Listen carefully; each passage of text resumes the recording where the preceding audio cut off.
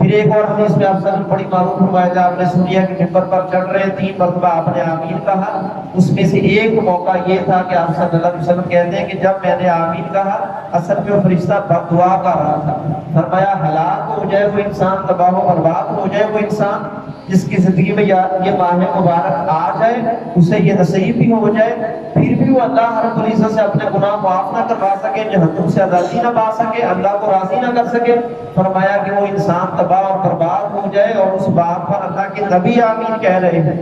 یعنی اس بات کا شک والا کوئی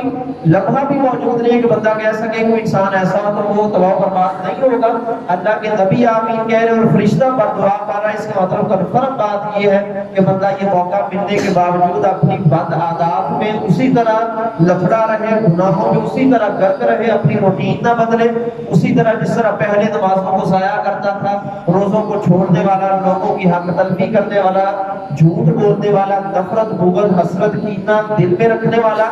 خیانت بددیانتی کرنے والا، دھوکے کرنے والا، وہ انسان کوئی بری عادت نہ چھوڑ پائے. اللہ کے نبی صلی اللہ علیہ وسلم کے الفاظ میں بندہ ہلاک ہو گیا، تباہ ہو گیا، وہ ہر خیر سے محروم کر دیا گیا. اس وجہ سے اتنا کچھ آپ بتا رہے ہیں کہ اللہ تعالیٰ نے اتنی خیر رکھی ہے کہ ہر بندہ برے سے برا انسان بھی اس کو بھی اللہ نے اتنا موقع عطا کر دیا ہے.